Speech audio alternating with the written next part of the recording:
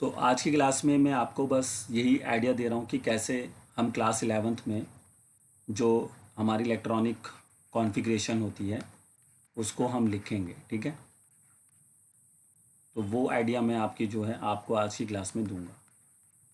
देखिए, थोड़ा समझिए।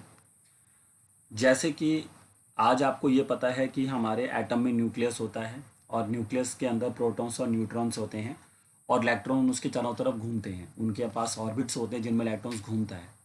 तो अभी तक आपको यही बात बताई गई है कि इलेक्ट्रॉन्स आर रिवॉल्व करते हैं revolve around nucleus in an orbit. यही चीज़ आपको बताई गई है। लेकिन एक्चुअली में क्या है कि इलेक्ट्रॉन्स ऑर्बिट के अंदर नहीं होता। ऑर्बिट का मतलब वही है कि LM जो शेल्स जिनको आप कह सकते हैं, वही ऑर्बिट भी उनको ही कहा जाता है। लेकिन आज हमारा इलेक्ट्रॉन जो है वो ऑर्बिट में नहीं है। वो इलेक्ट्रॉन जो होता है, एक नया वर्ड आपको सुनने को मिलता है, that is called orbitals. But actually the electrons जो हमारे होते हैं आर प्रेजेंट होते हैं किस में, इन ऑर्बिटल। तो आपके पास एक नया चीज़ आ गया, दैट इज़ कॉल्ड ऑर्बिटल। अब ये ऑर्बिटल क्या होता है, ये ऑर्बिट से कैसे डिफरेंट होता है, तो वो जैसा मैं बता रहा हूँ वो तो आप चैप्टर पढ़ ही रहे हैं, तो उसमें आपको समझ में आ जाएगा। बस अभी आप इतना ध्यान में रखो कि इलेक्ट्रॉन आज के टाइम पर अगर आपसे कोई पूछता है कि इलेक्ट्रॉन कहाँ है, तो आप यही कह सकते हैं कि इलेक्ट्रॉन जो होते हैं वो ऑर्बिट में नहीं, ऑर्बिटल के अंदर होते हैं। ठीक है, अब ये ऑर्बिटल कहाँ होते हैं वो मैं थोड़ा सा आपको समझाता हूँ। तो जैसे आपने देखा होगा कि अगर मान लीजिए कोई भी आपका एक कोई भी फ्रेंड है या आपका कोई कोई भी कलीग है, कोई पर्सन है जिसके आपको उसके घर तक पहुंचना है, तो वो कैसे उस एड्रेस तक पहुंचता होगा। तो सबसे पहले आपको याद होगा, वो पहले ये देखेगा कि आप ये देखेंगे कि पहले कि वो किस कंट्री में रहता है ना। पहले आप उसकी कंट्री सर्च करेंगे कि हाँ भाई इस कंट्री में है कि कहाँ पर है। जब जब आपको ये पता लग जाएगा कि वो इस कंट्री में रहता है, तो उसके बाद फिर आप उस कंट्री के अंदर बहुत सारे क्या होते हैं, स्टेट्स होते हैं। तो फिर आप उन स्टेट्स का पता करेंगे। जैसे अभी हम मान लेते हैं कि हमारा दोस्त जो है वो मान लेते हैं कि वो उत्तर प्रदेश में रहता है। तो अब कंट्री इंडिया हो गया और इंडिया के अंदर तो बहुत सारे स्टेट्स हैं आज के टाइम पर। उसमें से उत्तर प्रदेश हमारे लिए वो स्टेट्स हो गया जहाँ पर हमारा दोस्त रहता है।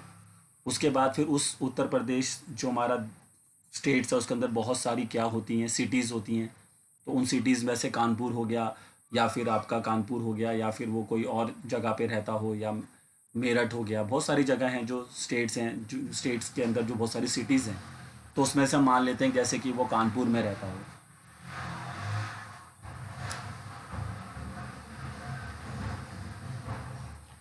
तो हमारे पास क्या है, कंट्री है। कंट्री के अंदर बहुत सारे स्टेट्स हैं और उन स्टेट्स के अंदर बहुत सारी सिटीज़ हैं। और उन सिटीज़ के अंदर किसी न किसी जगह पर हमारा जो भी दोस्त है, वो फ्रेंड जिसको हम ढूंढ रहे हैं, वो वहाँ पे रहता होगा। तो ऐसा ही इलेक्ट्रॉन्स के साथ भी होता है। अब इलेक्ट्रॉन के लिए जो कंट्री का काम करता है वो कौन करता है, वो शेल करते हैं। ठीक है, जिसको हम ऑर्बिट भी कहते हैं।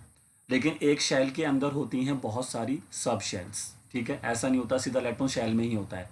तो शेल के अंदर होते हैं काफ़ी सारी क्या होती हैं, सब शेल होती हैं। और उन सब शेल के अंदर होते हैं आपके ऑर्बिटल्स, जिनकी बात मैं अभी ऊपर कर रहा था।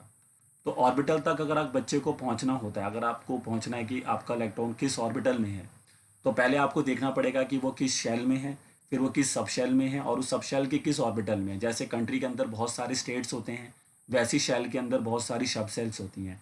ऐसी जैसे स्टेट्स के अंदर बहुत सारी सिटीज़ होती हैं, तो वैसे ही सब शेल के अंदर बहुत सारे ऑर्बिटल्स होते हैं। और उन्हीं ऑर्बिटल में हमारा जो इलेक्ट्रॉन है जिसको हम ढूंढ रहे हैं, वो वहाँ पर बैठा होता है। तो अभी आपको मैं ऐसे ही समझा सकता हूँ, जैसे अभी मैं आपको बता रहा हूँ, आप उसके हिसाब से ध्यान में रखें कि शेल के अंदर होते हैं बहुत सारे सब शेल्स। उन सब शेल्स के अंदर होते हैं बहुत सारे ऑर्बिटल्स, और उन ऑर्बिटल्स में होते हैं काफ़ी सारे इलेक्ट्रॉन्स। तो ऐसे करके हम अपने इलेक्ट्रॉन तक पहुंच जाते हैं। जैसे मैंने आपको कंट्री में बहुत सारी स्टेट्स, स्टेट्स के अंदर बहुत सारी सिटीज़, और उन सिटीज़ के अंदर हमारा जो भी पर्सन है जिसको हम ढूंढते हैं वो वहाँ पे रह सकता है। तो कुछ ऐसे ही इलेक्ट्रॉन के साथ भी होता है। अब ये जो हम बात कर रहे हैं यहाँ पर सब ऑर्बिटल्स की, या हम यहाँ पर बात कर रहे हैं ये सब शेल्स की, ये क्या चीज़ें होती हैं और कैसे काम करती हैं वो मैं आपको बता रहा हूँ अब। ठीक है, तो शेल तो आप जानते ही हैं, के शेल होता है, एल शेल होता है, एम शेल होता है, ये सब तो आप जानते ही हैं ना। जैसे कि अब मैंने आपको दिया मान लीजिए के शेल, तो आप सबसे पहला जो शेल होता है वो के शेल होता है। के शेल के बाद जो शेल आता है वो कौन सा शेल होगा, वो आपका होगा एल शेल, ठीक है। फिर एल शेल के बाद जो शेल आता है वो कौन सा होता है, एम शेल होता है। फिर एम के बाद जो आता है के एल एम, फिर उसके बाद एन शेल होता है। ऐसे ही फिर आगे आप चले जाएंगे तो ओ शेल भी होता है, ठीक है। तो के एल एम एन ओ, फिर ऐसी पी शेल होगा उसके बाद में, ठीक है। तो अगर हम देखें के शेल के लिए हम नंबर क्या देंगे, तो के शेल के लिए हम जो नंबर देते हैं, मतलब शेल को हम एन से डिनोट करते हैं, ठीक है। शेल को हम किससे डिनोट करते हैं, एन से, ये सिंबल्स हैं इनके लिए, ठीक है। और सब शेल को डिनोट करते हैं हम एल से, और ऑर्बिटल्स को डिनोट करते हैं एम से। तो अभी आप सिर्फ शेल का ध्यान रखो, ये एल वेल की जरूरत अभी आपको नहीं है, ठीक है। तो बस आप इतना ध्यान रखो कि शेल को दिखाते हैं किस नंबर से, एन से दिखाते हैं। तो जैसे अगर आपका के शेल होगा तो उसके लिए एन की वैल्यू 1 होगी, ठीक है। और एल शेल होगा तो एन की वैल्यू 2 हो जाएगी। एम शेल होगा तो एन की जगह पे 3 आ जाएगा, और एन शेल होगा तो एन की जगह पे 4 आ जाएगा। ऐसे ही फिर आपके पास ये 5 आएगा। फिर आगे अगर और शेल की जरूरत पड़ती है तो 6th भी आएगा, 7th भी आएगा, ऐसे करके सारे आएंगे, ठीक है। अब के शेल के अंदर बहुत सारे सब शेल्स होंगी, और उन सब शेल्स के अंदर बहुत सारे ऑर्बिटल्स होते हैं।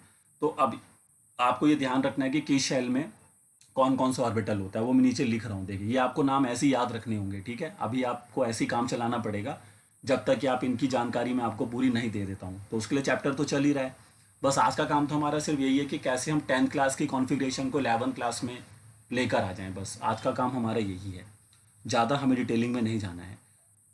के शेल के अंदर जो सब शेल यानी ऑर्बिटल्स होता है उसका नाम होता है सिर्फ 1s। देखिए कि आपने क्या लिखना है, सभी बच्चे ध्यान से देखिए, 1s, ठीक है। 1 मतलब शेल का नंबर हो गया, और उसके आगे लगा देंगे s। अब ये s क्या होता है ये आपको मैं आगे बताऊंगा, अभी बस आप इतना ध्यान रखो कि s हमारा सब शेल या ऑर्बिटल जिसको कहते हैं वो होता है, ठीक है। आप ऐसे याद रखो।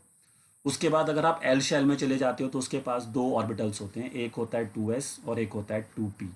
फिर एम शेल में चले जाएंगे तो उसके पास 3 होते हैं। जैसे जितना नंबर होगा उसके पास उतना ही होगा। जैसे इसके पास 1 नंबर है तो उसके पास 1 ऑर्बिटल है, इसके पास 2 नंबर है तो उसके पास 2 ऑर्बिटल है, इसका नंबर 3 है, थर्ड शेल है तो उसके पास 3 होते हैं। 3 का नाम क्या होता है, 3s, फिर 3p, और ये 3d होता है। हो सकता है कि किसी बच्चे ने स्कूल में कर भी लिया हो, अगर नहीं करा हुआ है तो कोई बात नहीं है, जैसा मैं बता रहा हूँ आप वैसे ध्यान में रखेंगे।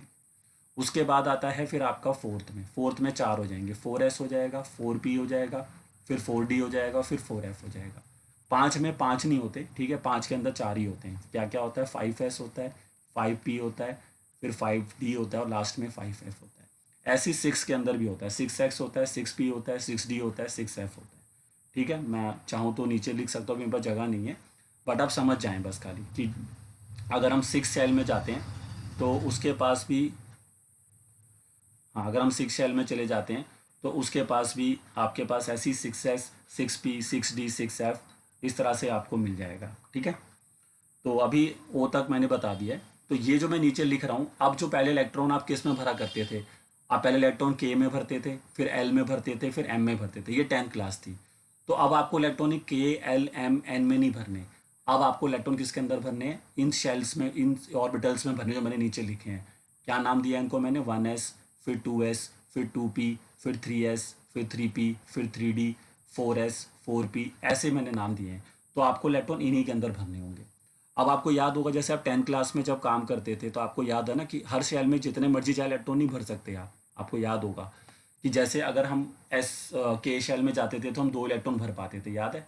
और एल शेल में जाते थे तो कितने भरते थे, 8 भरते थे। उसके बाद सभी में 8 ही भर पाते थे, उसको ऑक्टेट रूल कहा जाता था, आपको याद हो। तो ऐसे ही यहाँ पर भी होता है। ऐसा यहाँ पर भी नहीं है कि किसी भी ऑर्बिटल में आप जितने चाहे मर्जी इलेक्ट्रॉन्स जो हैं इसमें भर देंगे। तो जितने भी एस होते हैं, जितने भी एस सब शेल होती है आपकी, जिसके आगे भी मैंने एस लिखा हुआ है, जिसके आगे भी मैंने एस लिखा हुआ है, चाहे वो 1s है, 2s है, 3s है, 4s है, 5s है, मतलब कोई भी टाइप का आप एस ले लो, तो उस एस सब शेल के अंदर आपको मैक्सिमम कितने इलेक्ट्रॉन भरने, सिर्फ 2 इलेक्ट्रॉन आप उसके अंदर भर सकते हैं। 2 से ज़्यादा इलेक्ट्रॉन नहीं भरने, हाँ 2 से कम भर सकते हो, लेकिन 2 से ज़्यादा नहीं। जैसे मैंने पूछा कि 1s में कितना इलेक्ट्रॉन भरोगे, तो आपने कहा कि सर 3 भर देंगे, तो 3 नहीं भर सकते। और इलेक्ट्रॉन लिखना कहाँ होता है, उसके ऊपर लिखना होता है, पावर बनाना होता है। जैसे अब जैसे मुझे 1s में इलेक्ट्रॉन भरना है तो मैं ऐसे लिखूंगा 1s2। तो 1s2 का मतलब होगा कि 1s में 2 इलेक्ट्रॉन भर दिया आपने। अब कोई भी बच्चा 1s के साथ ऐसे नहीं लिख सकता, 1s के ऊपर लिख रहा है 3, ये गलत हो जाएगा, क्योंकि s अगर उसके आगे लिखा हुआ है तो आप उसमें ज़्यादा से ज़्यादा 2 इलेक्ट्रॉन ही भर सकते हैं, ठीक है। ऐसी अगर मैंने आपको दे दिया पी सब शेल, ऐसी मैंने आपको दिया पी सब शेल, तो उसके अंदर आप मैक्सिमम 6 इलेक्ट्रॉन भर सकते हैं, ठीक है। मैं यहाँ पे लिख देता हूँ, नहीं तो ऐसे लिख देता हूँ। इसके अंदर आप भर सकते हैं मैक्सिमम 2 इलेक्ट्रॉन, इसके अंदर आप भर सकते हैं मैक्सिमम 6 इलेक्ट्रॉन्स, ठीक है। और इसके बाद आता है डी, तो डी सब शेल के अंदर हम भर सकते हैं मैक्सिमम, डी सब शेल के अंदर हम भर सकते हैं मैक्सिमम, इसके अंदर 2 हो गया, इसके अंदर 6 हो गया, और डी के अंदर हम मैक्सिमम जो भर सकते हैं वो आपके लिए होता है 10 इलेक्ट्रॉन्स, ठीक है। तो डी के अंदर मैक्सिमम कितना भर सकते हैं, 10 भर सकते हैं। उसके बाद आता है लास्ट में एफ आता है, क्योंकि ये 4 ही सब शेल होती हैं हमारी। और उसके बाद आता है, इसके अंदर आप भर सकते हैं मैक्सिमम 14 इलेक्ट्रॉन। इन सब के भी कारण होते हैं, अभी तो मैं आपको ज़्यादा डिटेल नहीं दे पा रहा कि एस में 2 ही क्यों होते हैं, पी में 6 ही क्यों होते हैं, but you have to just memorise it कि एस वाली सब शेल के अंदर 2 इलेक्ट्रॉन ही भरने, 2 से ज़्यादा नहीं भरने। पी सब शेल में मैक्सिमम आपको 6 भरने होंगे, जैसे मैंने लिखा 2p। अब मैंने पूछा 2p में मैक्सिमम कितने आ सकते हैं, तो आप कहोगे सर 6 आ सकते हैं। अब कोई भी बच्चा 2p के ऊपर 7 या 8 या 9 ऐसे नहीं लिख सकता। हाँ, 6 से कम आप भर सकते हो, आपने 3 भर दो या 2 भर दो, ये चलेगा। और इलेक्ट्रॉन दिखाते कैसे, ऊपर दिखाते हैं, जैसे मैं दिखा रहा हूँ ना, पावर सी बना के दिखा रहा हूँ, तो वैसे ही आपको इलेक्ट्रॉन उसके ऊपर क्या करना होता है, दिखाना होता है। तो ये आपको ध्यान रखना है कि एस में ज़्यादा से ज़्यादा 2 इलेक्ट्रॉन, पी के अंदर ज़्यादा से ज़्यादा 6 इलेक्ट्रॉन, डी के अंदर ज़्यादा से ज़्यादा 10 इलेक्ट्रॉन, एफ में ज़्यादा से ज़्यादा 14 इलेक्ट्रॉन, उससे ज़्यादा आप उसके अंदर नहीं भर सकते हैं, ठीक है। अब मैं आपको सिखाता हूँ कि इलेक्ट्रॉन्स को भरना कैसे होता है, ठीक है, इनके अंदर। तो उसके लिए आपको करना क्या होगा, आपको पहले तो ये, इसे देखो 2 ऑर्डर आपको याद रखने पड़ेंगे। इसको कहते हैं हम अरेंजमेंट ऑफ ऑर्बिटल्स, ठीक है। अब ये जो अरेंजमेंट ऑफ ऑर्बिटल्स है, ये कैसे चलेगा देखो, तो वो शेल के अकॉर्डिंग चलेगा। जो मैंने आपको ऊपर ऑर्डर लिखा हुआ है ना, वो अरेंजमेंट ऑफ ऑर्बिटल्स है, मतलब आपको उसी अरेंजमेंट के अकॉर्डिंग ऑर्बिटल को लगाना होगा। तो सबसे पहले आपने देखो ऊपर क्या देखा होगा, सबसे पहले आपने ऊपर देखा होगा 1s, उसके बाद फिर आपने देखा होगा 2s, फिर आपने देखा होगा 2p, फिर आपने देखा होगा 3s, फिर आपने देखा होगा 3p, फिर देखा होगा 3d। उसके बाद फिर आपने क्या देखा होगा, फिर आया था उसके बाद कौन, 4s, फिर आया था 4p, 4d और फिर 4s। ऐसे ही फिर आपने देखा होगा 5s आया था, फिर 5p आया था, फिर 5d आया था, फिर 5f आया था, फिर ऐसे इसके आगे 6s आएगा, 6p आएगा, ऐसे चलता रहेगा, ठीक है। 7 तक जाता है मैक्सिमम। तो 1s 2s जो आपने देखा था ना, 1s जो था ये के शेल में था, 2s और 2p जो था ये सेकंड में था, 3s 3p 3d ये तीनों मिलाकर ये थर्ड में थे, 4s 4p 4d 4f ये फोर्थ में थे, ठीक है। तो ये हो गया अरेंजमेंट। लेकिन आपको अब इलेक्ट्रॉन को भरना कैसे है, ठीक है। तो इलेक्ट्रॉन पहले कहाँ जाएगा फिर कहाँ जाएगा, वो अलग चीज़ होती है। तो उसको हम बोलते हैं filling of orbitals, filling of electrons in orbitals. तो अगर आपको अब ऑर्बिटल्स के ऊपर इलेक्ट्रॉन्स को भरना होगा तो उसका ऑर्डर अलग होता है, ठीक है। ऑर्डर, इसको आगे ऑर्डर लिख दो, नहीं तो इसको ये लिख दो, order of filling of electrons in orbitals. कि ऑर्बिटल के अंदर जब हम इलेक्ट्रॉन्स को भरेंगे तो उसका ऑर्डर अलग होता है कि पहले इलेक्ट्रॉन कहाँ भरना है, फिर उसके बाद कहाँ भरना है। तो उसका जो ऑर्डर होता है वो, उसको याद रखने का तरीका ये होता है। ये आपको जो मैं डायग्राम बना रहा हूँ ये आपको एनसीईआरटी में भी मिल जाएगा। तो पहले आपको सारे 1s वाले लिखने हैं, जितने भी 1s वाले होते हैं वो सारे आपको पहले लिखने हैं। देखो 1s में मतलब s वाले पहले सारे लिखने हैं। तो उस पर पहले 1s आता है, फिर इसके नीचे आप लिखोगे 2s, फिर इसके नीचे 3s, फिर इसके नीचे आ जाएगा आपका 4s। ऐसे s वाले सारे इसके नीचे लिखते जाओ, ऐसे 5s, फिर 6s, और मैक्सिमम जैसे मैंने बोला कि 7 शैली होती हैं।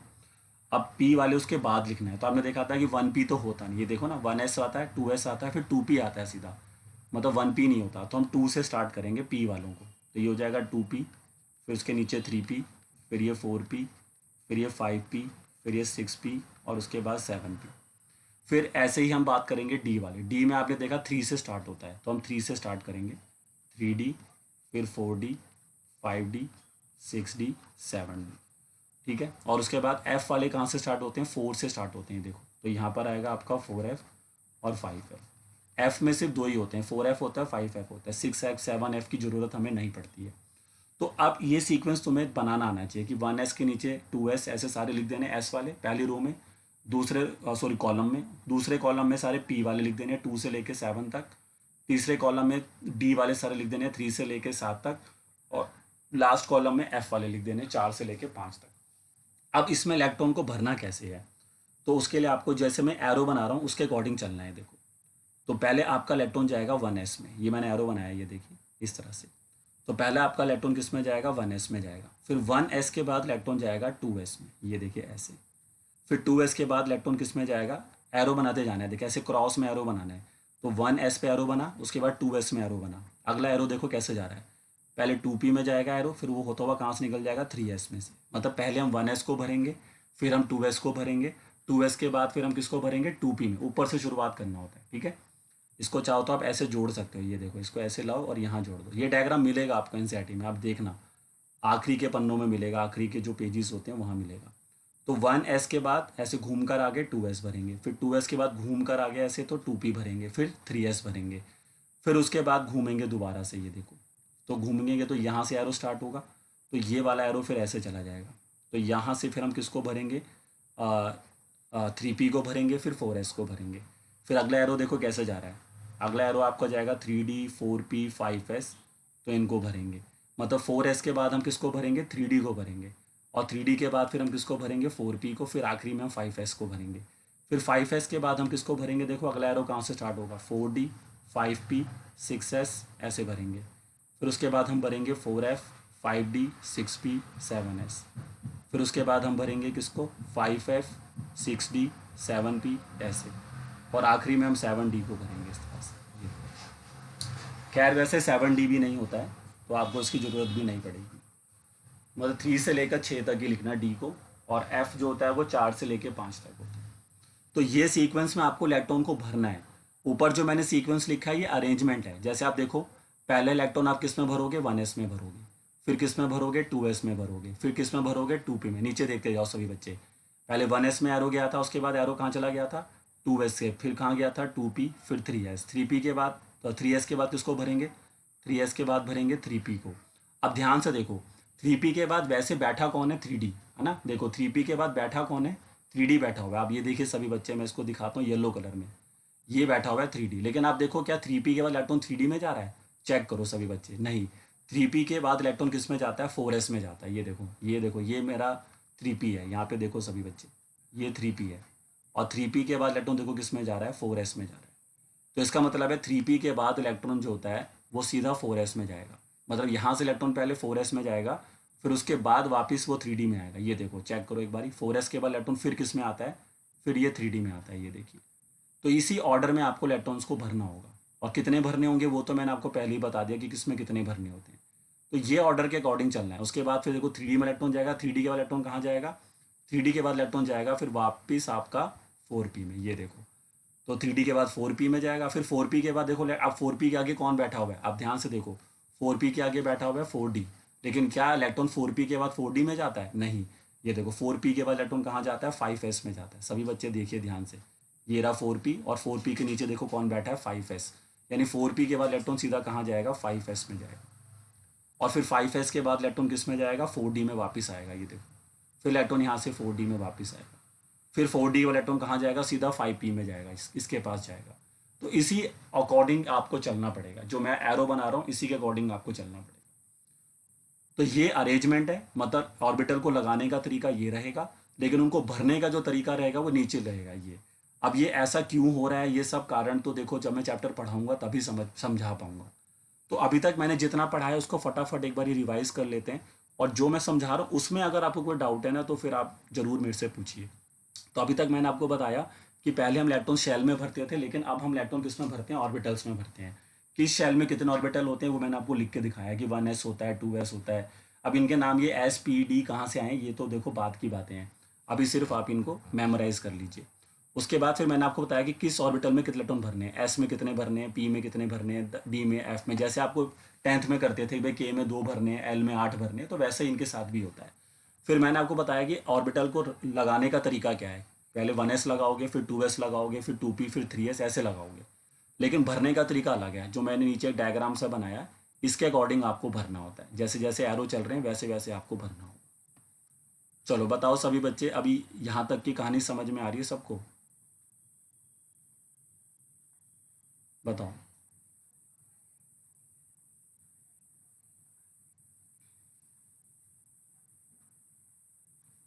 हाँ भाई बच्चे बताइए, अभी तक जो मैं समझा रहा हूँ सब समझ में आया आप लोगों को? हाँ वो बताऊंगा अभी, वो तो पावर वाला जो पावर, उसको पावर नहीं कहते, वो तो मैंने समझाने के लिए बस पावर बोल दिया। उसको पावर नहीं कहते, एक्चुअली वो इलेक्ट्रॉन को भरने का तरीका होता है। जैसे तू के नीचे पहले 2 लिखता था, पहले आप 10th क्लास में इलेक्ट्रॉन कैसे भरते थे? ऐसे भरते थे ना भाई, के नीचे 2, फिर एल के नीचे 8।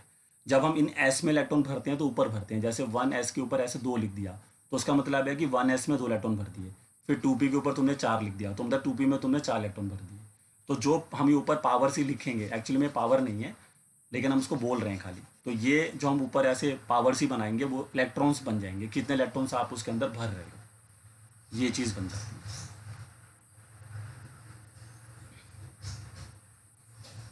हाँ भाई सभी बच्चे रिप्लाई करिए, आधे बच्चों ने नहीं रिप्लाई करा है। जो अभी तक मैंने आपको बताया है आपको क्लियर हो रहा है? दिव्यांश आपने रिप्लाई नहीं करा है, ठीक है। देखो ज़्यादा अभी मत घुसो इस चीज़ों के अंदर, ये आपको अभी उतना, मतलब मैं सिर्फ आपको इतना कराना चाहता हूँ कि देखो आपको खुद ही पता है कि आप थोड़े लेट हो गए हैं। और सिलेबस भी फिर अगर हम ऐसा चलेंगे कि मैं ये सोच के चलूँ कि तुम्हें पहले मैं सेकंड कराऊंगा फिर उसके बाद तुम्हें थर्ड कराता हूँ, तो फिर ऐसे बात नहीं बनेगी। फिर आपका मुश्किल से, अभी देखो हमारे पास 6-7 महीने बचे हैं ज़्यादा से ज़्यादा। अब अगस्त ख़त्म होने वाला है, सितंबर, अक्टूबर, नवंबर, दिसंबर, जनवरी, फरवरी। फरवरी में प्राइवेट स्कूल के पेपर स्टार्ट हो जाते हैं। चलो इस बार अगर वो डिले भी कर देते हैं तो मार्च में स्टार्ट हो जाएंगे। तो मुश्किल से हमारे पास सिर्फ 6-7 महीने बचे हैं, 6 महीने मान के चलो आप। और 6 महीने के अंदर हमें 2 किताबें बनानी है। तो ये तो इम्पॉसिबल टास्क हो गया हमारे लिए एक तरीके से, कि जो काम हम पहले 10 महीने या 11 महीनों में करते थे, अब वो काम हमें 6 महीने में करना है खाली। तो इसीलिए मैं आपको 2 चैप्टर करा रहा हूँ एक साथ। बट मैं इस चैप्टर से जो चीज़ें मेरे को थर्ड चैप्टर में चाहिए उतना मैं आपको करा रहा हूँ बस। तो अगर आप वो भी थोड़ा बहुत समझ जाएंगे तो थर्ड चैप्टर एटलीस्ट ये है कि आपको समझ में आना चालू हो जाएगा। फिर तब तक हम सेकंड और थर्ड दोनों एक साथ कर सकते हैं आराम से। नहीं तो फिर मैं सोचूंगा कि सेकंड खत्म होता है फिर मैं थर्ड चालू करूंगा, तो मेरे को अभी आपका फर्स्ट भी कराना है। क्योंकि जो बच्चे मेरे पास मई से पढ़ रहे हैं उनका फर्स्ट और सेकंड दोनों हो चुके हैं, अब उनका थर्ड चालू होने वाला है वेडनेसडे से। तो आप सोच सकते हैं कि आप खुद सोचो कि उन्होंने 2 महीने में से 2 चैप्टर करे, मतलब इतने बड़े बड़े चैप्टर हैं कि मुझे कराने में 1-1 महीना लग गया उनको। क्योंकि चीज़ें बहुत बड़ी हैं, 11th क्लास में हम बच्चे को भगा भी नहीं सकते, क्योंकि नॉलेज पूरा देना होता है, एक एक चीज़ समझानी पड़ती है। ये 10th क्लास तो है नहीं भैया ऊपर ऊपर से पढ़ा दो तो बात बन जाएगी, ऐसा होएगा ही नहीं, नहीं तो फिर आप 12th में फंस जाओगे। तो इसलिए मैं आपको 2 चैप्टर कराना चाहता हूँ एक साथ, और वो हो जाएगा, ऐसी बात नहीं है। अगर मुझे खुद लगेगा कि तुम्हें समझ में नहीं आ रहा तो मैं नहीं कराता, मैं आपको एक चैप्टर एट अ टाइम कराता फिर। लेकिन ये मेरी मजबूरी बन गई है, क्योंकि अगर मैं नहीं कराऊंगा तो आपका सिलेबस मैं पूरा नहीं करा पाऊंगा फिर। चलिए तो आगे बढ़ते हैं, अब इनमें इलेक्ट्रॉन्स को लगाना सीखते हैं। चलिए आइए, अब इनमें अगर हमें इलेक्ट्रॉन्स को लगाना है तो वो काम हम कैसे करते हैं देखो सभी बच्चे। अब उसके लिए आपको ना ये ऑर्डर चाहिए, तो आप फटाफट ना इसको बना लो, क्योंकि तुम्हारे सामने कॉपी में रहेगा तो तुम्हें समझ में आएगा। ये बच्चे फटाफट लिख लो अपनी कॉपी में। एक तो ये लिख लो अरेंजमेंट ऑफ ऑर्बिटल, जो मैंने ऊपर लिखा हुआ है, और नीचे डायग्राम बना लो। क्योंकि मैं ऊपर स्क्रॉल डाउन कर दूंगा तो फिर ये मेरे को आपको नज़र नहीं आएगा, तो आपको समझने में दिक्कत होगी। आपकी कॉपी में रहेगा तो आप वहाँ से देख पाओगे फटाफट। चलिए मैं आपको 1 मिनट का टाइम दे रहा हूँ, आप ये अरेंजमेंट ऑफ ऑर्बिटल लिख लो फटाफट। और नीचे वाला जो मैंने बताया है order of filling of electrons in orbital, ये लिख लो फटाफट। फिर मैं आपको इलेक्ट्रॉन्स को फिल करके दिखाता हूँ इनके अंदर। चलिए जल्दी करिए ये काम। और इसके आगे इसको पूरा कर लेना, ये आगे आएगा 6s, 6p, 6d, ऐसे आएगा। देखो मैं इसको लिख देता हूँ यहाँ पर, जैसे मैंने इसको पूरा नहीं कर रखा है ना, ये 6 वाला जो है 6s 6p आएगा, मैं यहाँ लिख देता हूँ, मेरे पास जगह नहीं है ना आगे, तो यहाँ लिख रहा हूँ मैं, ठीक है। तो 6s आएगा, फिर 6p आएगा, फिर 6d आएगा, फिर 6f।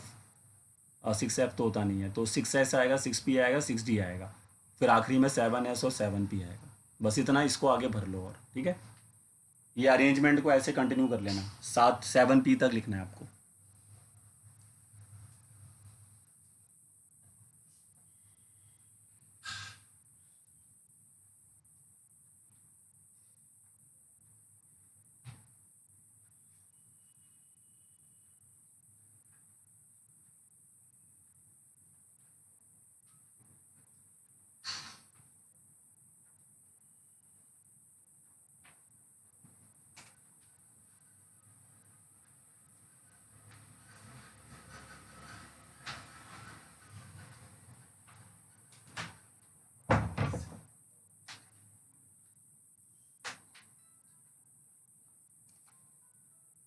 आप लोग लिखिए, बस मैं आ रहा हूँ 1 मिनट में।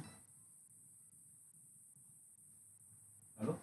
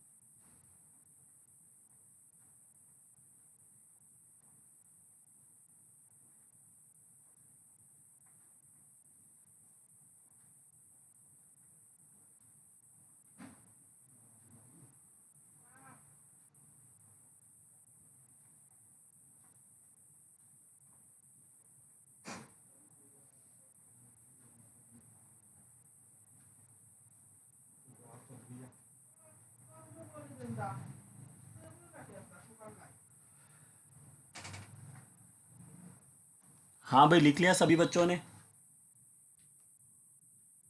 कॉपी कर लिया सबने?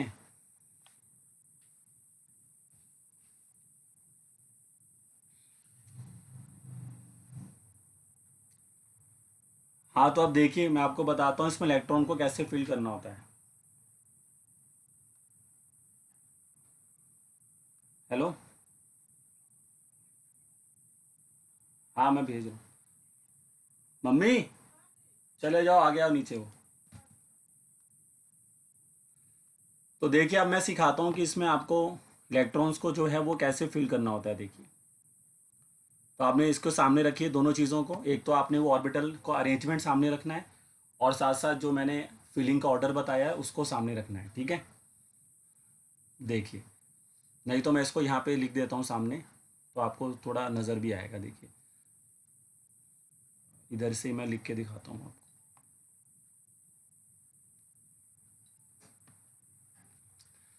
इधर देखिए सभी बच्चे, एक मिनट रुकिए बस।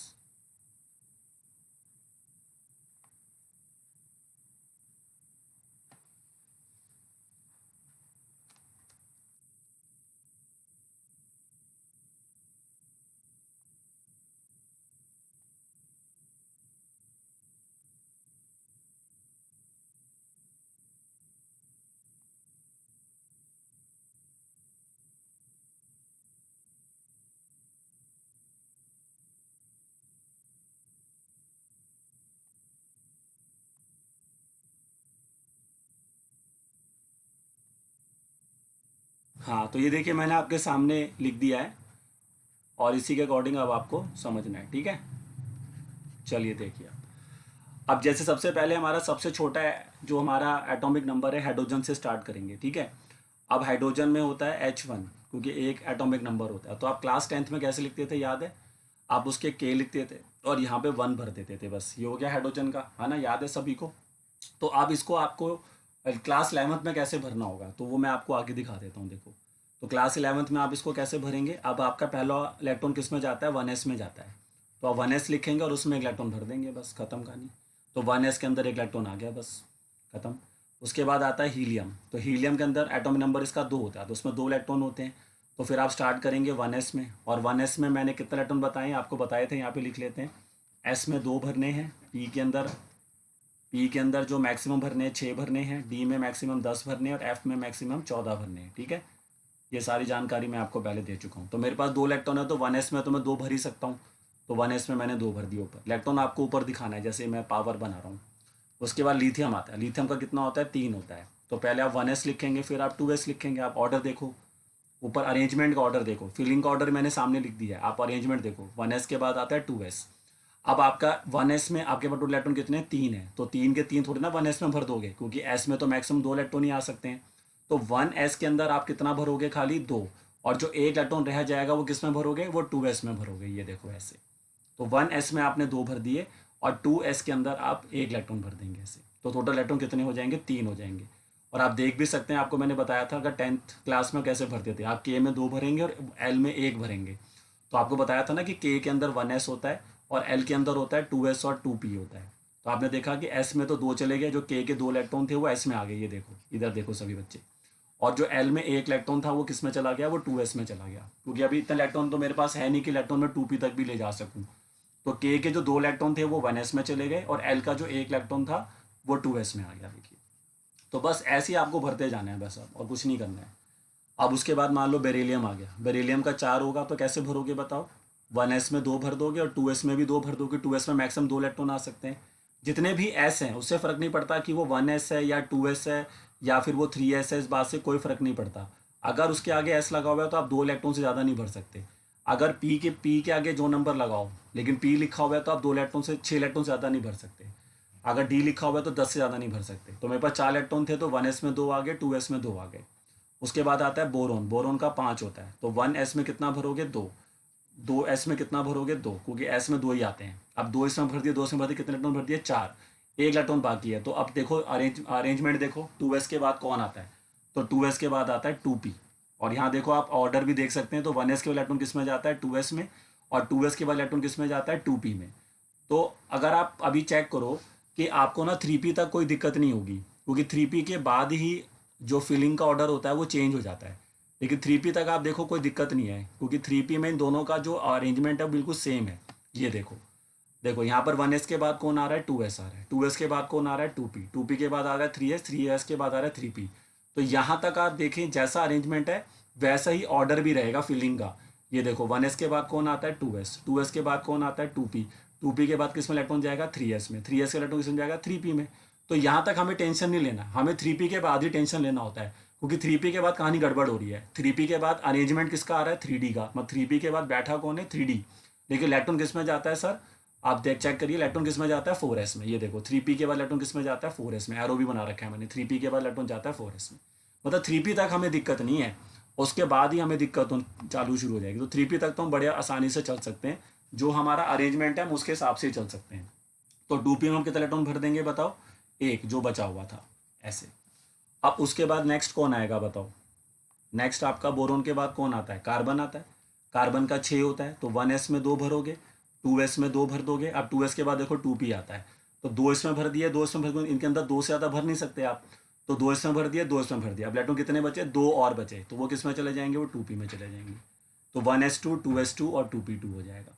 फिर ऐसे अगर अगला पकड़ लेंगे, नाइट्रोजन 7 होता है, तो उसमें आ जाएगा 1s2, 2s2 और 2p में कितना भरेंगे, फिर 3, क्योंकि 2p में मैक्सिमम आप 6 इलेक्ट्रॉन भर सकते हैं, तो 6 तक तो आप चल सकते हैं, 1s2, 2s2, 2p3, ऐसे भरना है इलेक्ट्रॉन। चलिए बताइए सभी बच्चे, अभी तक नाइट्रोजन तक समझ में आ रहा है मैं कैसे इलेक्ट्रॉन भर रहा हूँ? किसी को भी प्रॉब्लम है तो वो पूछ सकता है। अब किसी को भी लग रहा है कि उसको समझ में नहीं आ रहा कि मैं इलेक्ट्रॉन कैसे भर रहा हूँ, जो तरीका बताया बस उसके अकॉर्डिंग चलना है और कुछ नहीं करना। 1s में 1s के बाद इलेक्ट्रॉन 2s में भरना है, 2s के बाद इलेक्ट्रॉन किस में भरना है, 2p में भरना है। बस याद रखो कि s में 2 भरना है और p में मैक्सिमम 6 भरना होता है, तो उसके अकॉर्डिंग ही हम भर रहे हैं अभी इसमें। सभी बच्चों को समझ में आ रहा है, बताइए। दिव्यांश तुम्हें समझ में आ रहा है अभी तक कैसे मैं इलेक्ट्रॉन भर रहा हूँ?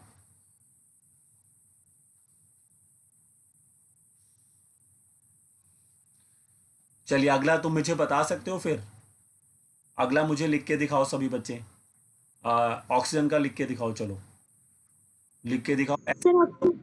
सर ऑक्सीजन का आएगा 1s के ऊपर 2 की पावर। ये पावर नहीं है, आप सीधा ऐसे बोलो 1s2 बोलो। अच्छा 1s2, हाँ 2s2, हाँ 2sp, 2s2 नहीं के बाद 2p4 सॉरी। हाँ 2p4, 1s2 आएगा, 2s2 आएगा, फिर 2p4 आएगा, क्योंकि 8 इलेक्ट्रॉन भरने हैं, तो उसमें से 2 हमने s में भर दिए, 1s में 2 इलेक्ट्रॉन, फिर 2s में भर दिए। बाकी के जो 4 इलेक्ट्रॉन है सारे के सारे 2p में आ जाएंगे, क्योंकि 2p में हम मैक्सिमम 6 इलेक्ट्रॉन भर सकते हैं। तो 6 के बाद जब 2p भर जाएगा उसके बाद ही हमें दिक्कत होगी, जैसे मैं आपको दिखाता हूँ। अब देखो 2p भरने वाला है, अभी 4 हो चुका है। अब इसके बाद कौन आता है, फ्लोरीन आता है, फ्लोरीन का 9 होता है, तो आप क्या भरोगे, 1s2, 2s2 और 2p5 हो जाएगा। फिर उसके बाद नियॉन आता है, नियॉन का 10 होता है, तो 1s2, 2s2, 2p6। अब देखो 2p पूरा फुलफिल हो गया। अब जैसे नियॉन के बाद कौन आता है, सोडियम आता है, सोडियम का 11 होता है। तो अब ऐसा नहीं कर सकते कि यहाँ पे 2 भर दिए, फिर 2s में 2 भर दिए और 2p के अंदर भर दिया भाई 7, ये गलत हो गया, ये गलत हो गया, क्योंकि 2p के अंदर 7 इलेक्ट्रॉन नहीं आ सकते हैं।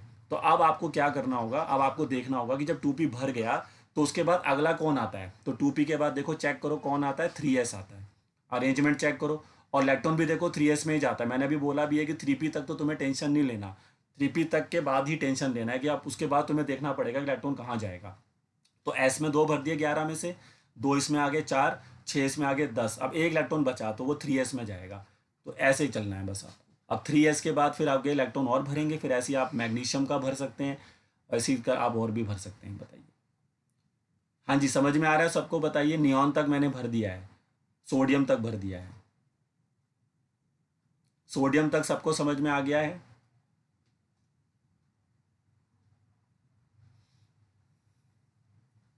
चलिए अब मैं आपको थोड़ा बड़ा भर के दिखाता हूँ, ताकि मैं आपको समझा सकूँ कि वो जो मैं बोल रहा हूँ कि इलेक्ट्रॉन का जो अभी तक आप देख रहे हैं वो फिलिंग वाला ऑर्डर और अरेंजमेंट का ऑर्डर बिल्कुल सेम ही चल रहा है, तो ज़्यादा दिक्कत बच्चे को हो नहीं रही है।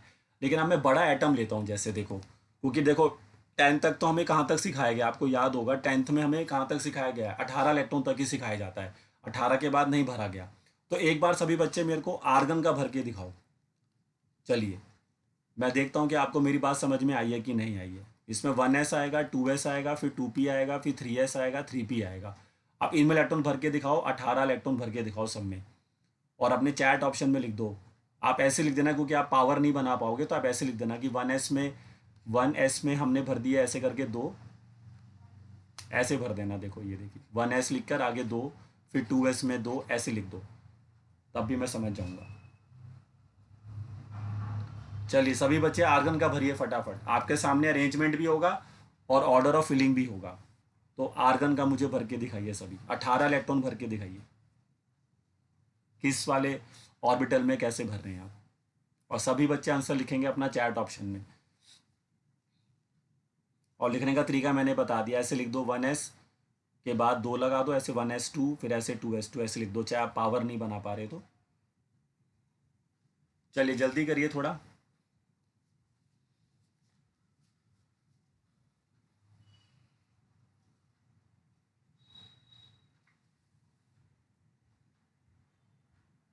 जैसा मैंने सिखाया बस वैसे ही भरना है। एस में 2 और पी में मैक्सिमम 6, और देखो कि किसमें कितना आ रहा है फिर।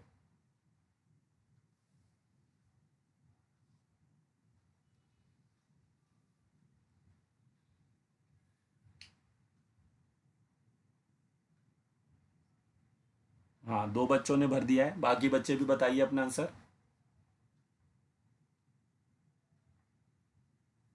सर वो थोड़ी सी मिस्टेक हो गई, टाइप नहीं हो पाया 3s2 वाला।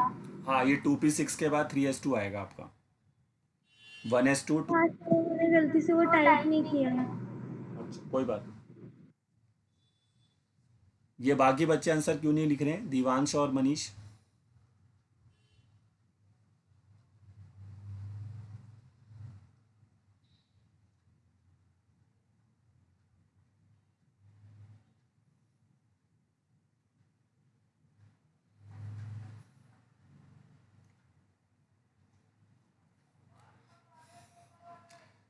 देखिए इसमें हम कैसे भरेंगे,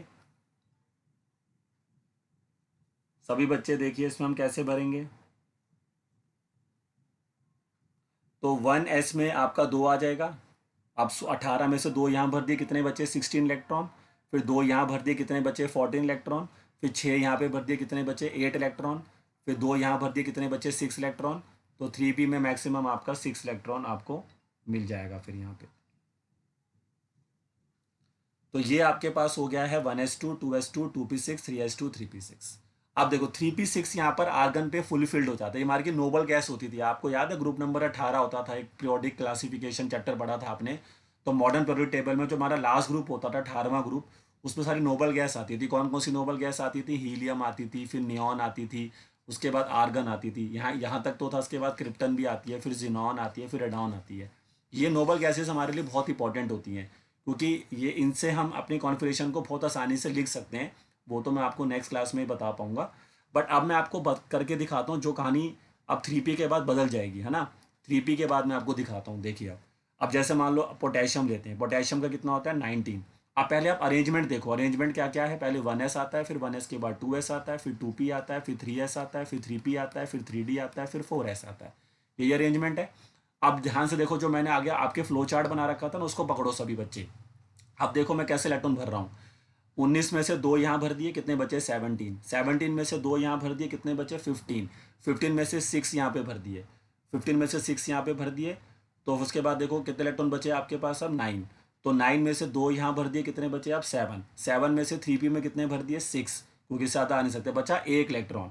अब ध्यान से देखो, किसी बच्चे को अगर नॉलेज नहीं होगा तो वो देखेगा कि 3p के बाद आता है 3d, और वो इलेक्ट्रॉन भर देगा 3d में, 1 इलेक्ट्रॉन जो उसका बच रहा है। लेकिन ये हो गया गलत, क्योंकि आप जो फ्लो चार्ट देख रहे हो उसमें देखो 3p के बाद इलेक्ट्रॉन किस में आता है। सभी बच्चे चेक करो कि 3p के बाद, सर 4s में। हाँ 4s में आता है। देखिए सभी बच्चे चेक कर लीजिए अपना फ्लो चार्ट, 3p के बाद इलेक्ट्रॉन 4s में आता है। तो ये जो इलेक्ट्रॉन मैंने 3d में भर दिया है ना एक, ये यहाँ ना आकर किस में आएगा 4s में आएगा, यहाँ आएगा। ये देखिए, तो आपने देखा कि 3d में तो इलेक्ट्रॉन गया ही नहीं, क्योंकि मेरे पास 19 इलेक्ट्रॉन थे। तो 3p6 के बाद जो इलेक्ट्रॉन है वो 4s1 में चला गया। अब 3d में इलेक्ट्रॉन गया नहीं है तो आप उसको हटा देंगे। तो आप नीचे फिर ऐसे लिख सकते हैं 1s2, 2s2, 2p6, 3s2, 3p6, 4s1, मतलब जिसमें इलेक्ट्रॉन नहीं गया होता है वो आप हटा सकते हैं, ठीक है। 1s2, 2s2, 2p6, तो ये हमारा पोटेशियम का फाइनल कॉन्फ़िगरेशन हो सकता है, ये पोटेशियम बन गया। ऐसे ही फिर आप कैल्शियम भी भर सकते हो। अब मैं आपको थोड़ा एक बड़ा और भर के दिखाता हूँ, देखो जैसे आयरन, देखो आप आयरन का एटॉमिक नंबर, जैसे 10th में क्या होता था, हमें ज़्यादा इलेक्ट्रॉन भरने को मिलते नहीं थे, 18 ही बोला जाता था। देखिए 11th में ऐसा नहीं है, 11th में आपको बहुत बड़े बड़े एटम्स का भी जो इलेक्ट्रॉनिक कॉन्फ़िगरेशन है वो लिखने को आनी चाहिए। तो अब मैं आपको आयरन लिख के दिखा रहा हूँ, आयरन का एटॉमिक नंबर होता है 26। अब देखो आयरन कैसे भरेंगे सभी बच्चे, देखो पहले आता है 1s, अरेंजमेंट चेक करो पहले, ऑर्डर ऑफ फिलिंग नहीं कह रहा, ऑर्डर ऑफ अरेंजमेंट। पहले 1s आता है, फिर कौन आता है 2s, फिर आता है 2p, फिर आता है 3s, फिर आता है 3p, फिर आता है 3d और आखिरी में आता है 4s, फिर 4p 4d ऐसे चलता रहता है। अब और अरेंजमेंट कर दिया, अब इलेक्ट्रॉन भरना शुरू करो। तो 26 में से 1s में कितने जाएंगे, 2 जाएंगे, कितना बचा 24, 24 में से 2 यहाँ चले गए, कितने बचे 22, 22 में से 6 यहाँ भर दिए, कितने बचे 16, 16 में से 3s में कितने भर दिए, 2 भर दिए, कितने बचे 14, 14 में से 3p में कितने भर दिए 6 भर दिए, ठीक है ना। 14 में 6 भर दिए, इलेक्ट्रॉन बचे 8। अब आपके पास 8 इलेक्ट्रॉन बचे हैं। अब बच्चा क्या देखेगा कि 3p के बाद कौन बैठा है 3d, लेकिन आपको ध्यान होना चाहिए कि 3p के बाद इलेक्ट्रॉन 3d में नहीं जाता, 4s में जाता है। तो अभी आपके पास इलेक्ट्रॉन बचे हुए हैं 8 इलेक्ट्रॉन बचे हैं ना 8 इलेक्ट्रॉन। तो अब 8 के 8 तो 4s में नहीं भर दोगे, क्योंकि 4s में तो मैक्सिमम इलेक्ट्रॉन आ सकते हैं 2।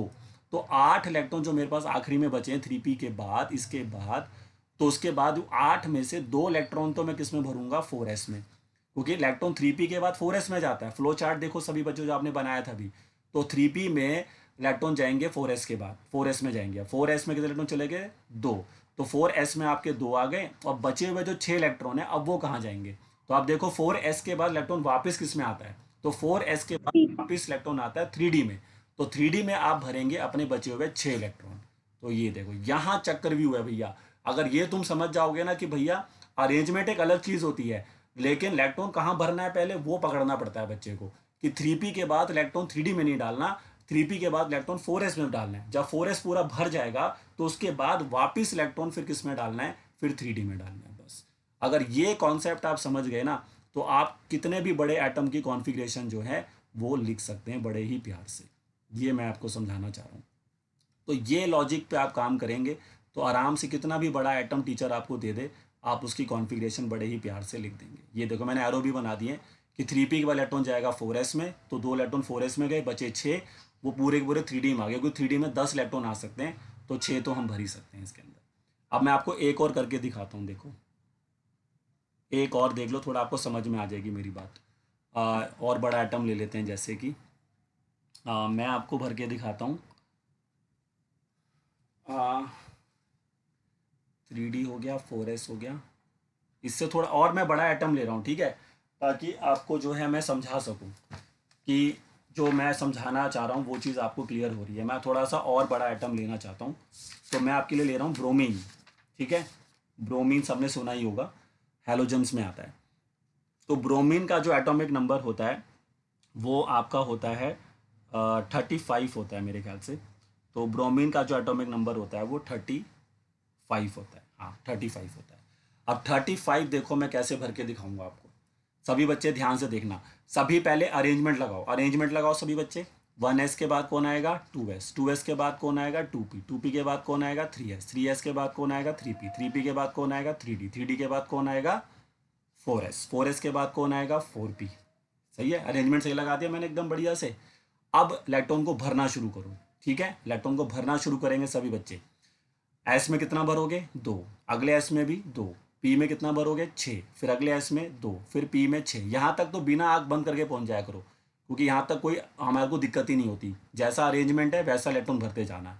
अब यहाँ तक रुक जाओ, अब यहाँ तक तुमने इलेक्ट्रॉन भरते गिन लो जरा, 6 + 4 10 और 2 12 और 6 18। तो अभी तक तुमने टोटल 18 इलेक्ट्रॉन भर दिए, ठीक है, 18 इलेक्ट्रॉन तुमने भर दिए।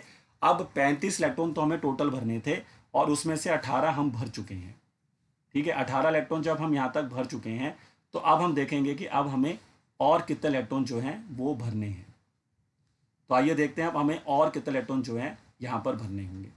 तो 35 में से 18 इलेक्ट्रॉन बच्चा माइनस कर दीजिए, तो कितने इलेक्ट्रॉन भरने हैं अभी 17। अब देखते हैं ये 17 इलेक्ट्रॉन जो बचे हैं ये कैसे भरे जाएंगे। सभी बच्चे ध्यान से देखना तभी समझ में आएगा। आप बताओ 3p के बाद, 3p के बाद इलेक्ट्रॉन किस में जाता है, 4s में। चेक करिए, यहीं से गड़बड़ स्टार्ट होता है। अब वो फ्लो डायग्राम जो बनाया था अपने सामने रखना सभी बच्चे, और ध्यान से देखना मैं कैसे भर रहा हूँ। 3p के बाद इलेक्ट्रॉन जाता है सर 4s में, तो आपके पास 17 इलेक्ट्रॉन बच रहे हैं, ये रिमेनिंग इलेक्ट्रॉन है। तो 17 में से 4s में कितने भरोगे सर, 2 भरोगे। तो 17 में से 2 भर दिए, कितने बचे सर अब, 15 बचे। ठीक है, 17 में से 2 भर दिए तो 15 बचे। अब देखो 4s के बाद, फ्लो चार्ट सामने रखिए सभी बच्चे, 4s के बाद इलेक्ट्रॉन बताओ कहाँ जा रहा है, 4s का इलेक्ट्रॉन जा रहा है 3d में। तो 3d में कितने भरोगे सर, 10 भरोगे। ध्यान से देखो, आपके पास 15 इलेक्ट्रॉन है और डी में मैक्सिमम 10 आ सकते हैं, तो आप 10 तो भर ही सकते हो, कोई दिक्कत नहीं है। तो 15 में से 10 यहाँ भर दिए सर, कितने इलेक्ट्रॉन बचे, अब 5 इलेक्ट्रॉन बचे। अब चेक करो 3d के बाद इलेक्ट्रॉन कहाँ जाता है, 3d के बाद इलेक्ट्रॉन जाता है सर 4p में जाता है। चेक करिए 3d इलेक्ट्रॉन कहाँ जाता है, 4p में। पहले हम 3p से कहाँ आए, सीधा 4s में, फिर 4s से कहाँ आए वापस 3d में, और 3d से फिर कहाँ गए 4p में। अब अपने पास इलेक्ट्रॉन बचे 5, और 4p में कितने आ सकते हैं, 6। तो पांचों के पांचों इलेक्ट्रॉन हम यहाँ पर भर देंगे। ये देखिए, ये है देखिए ब्रोमीन का। इससे बेस्ट एग्जांपल नहीं दे सकता था मैं आपको कि फिलिंग का ऑर्डर जो होता है वो बिल्कुल डिफरेंट होता है अरेंजमेंट से, और इस तरह से आपको इलेक्ट्रॉन जो है ब्रोमीन के दिखाई देंगे। फिर चलिए बताइए सभी बच्चे, समझ में आ रहा है सबको, ब्रोमीन का समझ में आ गया सबको, बताइए।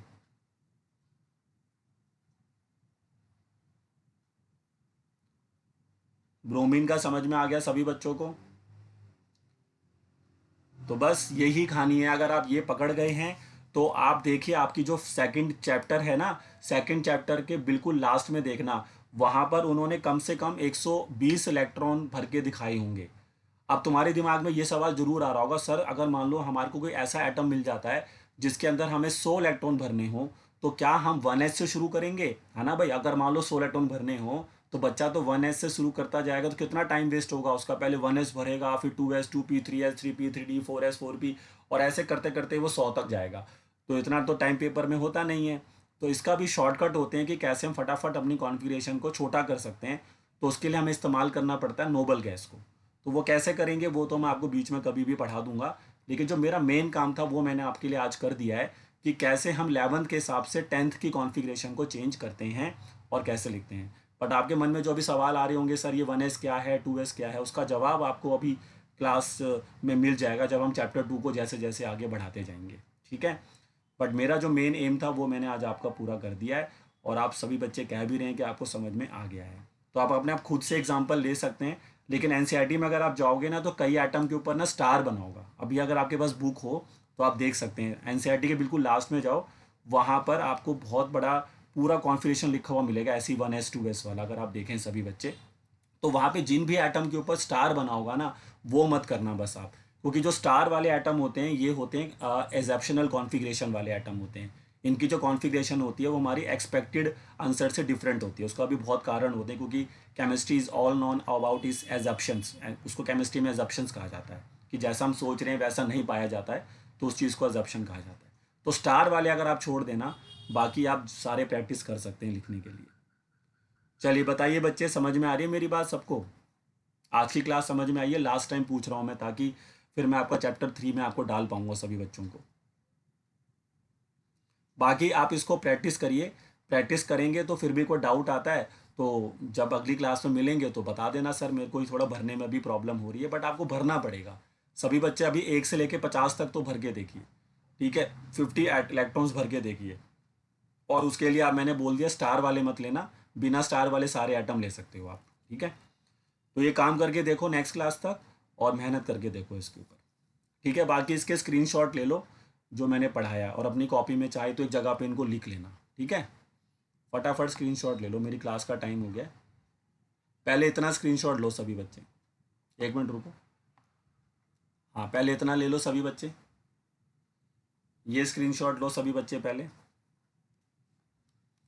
और इसको कहीं पे भी अलग से मतलब पिन पेजेस में लिख लेना चाहिए अभी। ठीक है, जब भी ज़रूरत पड़े तो वहाँ से देख लिया। चलिए, आई होप सबने यहाँ तक स्क्रीनशॉट ले लिया होगा। अब उसके बाद ये स्क्रीनशॉट लीजिए। हाँ, ये स्क्रीनशॉट लो सभी बच्चे, सेकंड स्क्रीनशॉट लो। हाँ, आई होप सबने ले लिया होगा। अब उसके बाद ये लीजिए, ये order of filling of electrons हो गया। ये तो खैर आपने लिख भी लिया है। तो उसको आप चाहें तो छोड़ भी सकते हैं, लेना चाहें तो ले लीजिए। और उसके बाद फिर ये जो मैं भरना सिखा रहा था आपको, तो पहले यहाँ तक ले लो, इसमें ऑक्सीजन तक दिखाई दे रहा है आपको, हाइड्रोजन से लेके ऑक्सीजन तक दिखाई दे रहा है।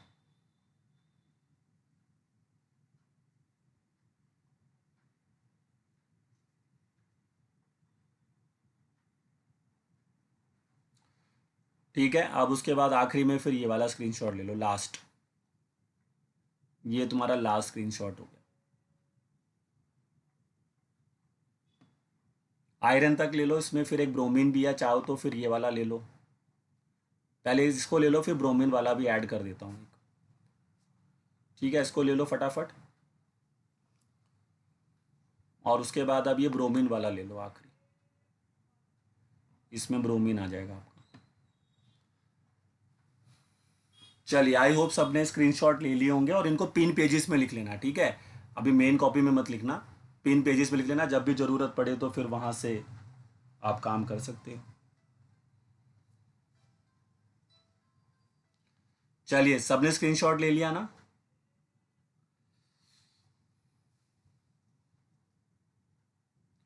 ठीक है, तो अब इसको प्रैक्टिस करिए, और जैसे ही आप चैप्टर 3 वहाँ स्टार्ट होगा मैं आपको बता दूंगा। वैसे तो मैंने बोल ही दिया कि वेडनेसडे से ज्वाइन करना है, और 8 से 9 जो आपकी क्लास चल रही है टीटीएस में, तो वो रहेगी। तो आपकी नेक्स्ट अब जो केमिस्ट्री क्लास होगी वो ट्यूसडे को होगी 8 से 9। ठीक है, तो तब तक इसको चीज़ों को पढ़िए और इन कॉन्फ़िगरेशन को लिखिए, 50 तक तो सभी बच्चे लिखिए, ठीक है, थोड़ा आपका प्रैक्टिस हो जाएगा फिर। और एनसीईआरटी में इनके आंसर दे रखे हैं, वहाँ से चेक करते रहो कि भैया, और कभी भी कोई प्रॉब्लम आती लिखते वक्त तो व्हाट्सएप कर देना, सर मैं लिख रहा था मुझे समझ में नहीं आ रहा, तो आप मुझे व्हाट्सएप कर दो, मैं फटाफट आपको आंसर बता दूंगा उसका फिर। चलिए, तो मिलते हैं आपसे अब सीधा ट्यूसडे को, तब तक मेहनत करिए।